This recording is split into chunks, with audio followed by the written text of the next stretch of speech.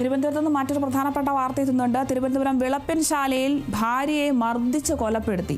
അരുവിപ്പുറം സ്വദേശി വിദ്യാചന്ദ്രനാണ് മരിച്ചത്. Thiruvananthapuram medical college ആശുപത്രിയിൽ ചികിത്സയിലിരിക്കെയാണ് ഇവർ മരിച്ചത്. സംഭവത്തിൽ ഭർത്താവ് രതീഷിനെ പോലീസ് കസ്റ്റഡിയിലെടുത്തിട്ടുണ്ട്.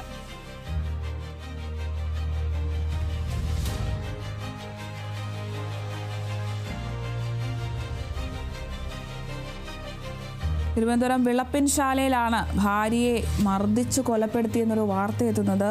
അരുവിപ്പുറം സ്വദേശി വിദ്യാചന്ദ്രനാണ് മരിച്ചത്. തിരുവനന്തപുരം മെഡിക്കൽ കോളേജ് ആശുപത്രിയിൽ ചികിത്സയിലിരിക്കെയാണ് വിദ്യാചന്ദ്രൻ മരിച്ചിരിക്കുന്നത്. ഭർത്താവ് രതീഷിനെ പോലീസ് കസ്റ്റഡിയിൽ എടുത്തിട്ടുണ്ട്. എന്തിനു വേണ്ടിയിട്ടാണ് ഭാര്യയെ ഇത്തരത്തിൽ മർദ്ദിച്ച് കൊലപ്പെടുത്തിയതുമായി ബന്ധപ്പെട്ട് കൂടുതൽ വിവരങ്ങൾ ശേഖരിക്കേണ്ടതുണ്ട്.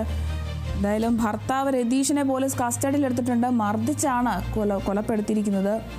അരുവിപ്പുറം സ്വദേശി വിദ്യാചന്ദ്രനാണ് മരിച്ചിരിക്കുന്നത്. എന്തായാലും ഭർത്താവ് രതീഷിനെ പോലീസ് കസ്റ്റഡിയിലെടുത്തിട്ടുണ്ട്. ഇയാളെ വിശദമായ ചോദ്യം ചെയ്യലിലൂടെ മാത്രമേ എന്തിനു വേണ്ടിയാണ് ഭാര്യയെ കൊലപ്പെടുത്തിയത്, എങ്ങനെയാണ് കൊലപ്പെടുത്തിയതെന്നുമായി ബന്ധപ്പെട്ടുള്ള വിവരങ്ങൾ ലഭ്യമാവുകയുള്ളൂ.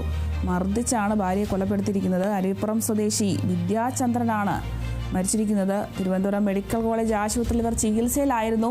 ഇത്തരത്തിൽ ചികിത്സയിൽ ഇരിക്കൽ തന്നെയാണ് ഇവർ മർദ്ദിച്ചത്. അപ്പോൾ എത്രത്തോളം മർദ്ദനം ഏറ്റിട്ടുണ്ടാകുമെന്നതൊക്കെ അറിയേണ്ടതുണ്ട്. സംഭവത്തിൽ ഭർത്താവ് രതീഷിനെ പോലീസ് കസ്റ്റഡിയിലെടുത്തിട്ടുണ്ട്.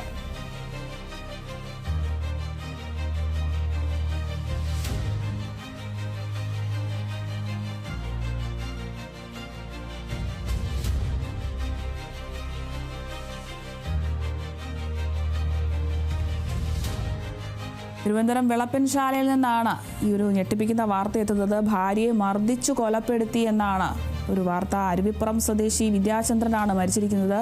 തിരുവനന്തപുരം മെഡിക്കൽ കോളേജ് ആശുപത്രിയിൽ ചികിത്സയിലിരിക്കെയാണ് മരണം. സംഭവത്തിൽ ഭർത്താവ് രതീഷിനെ പോലീസ് കസ്റ്റഡിയിലെടുത്തിട്ടുണ്ട്.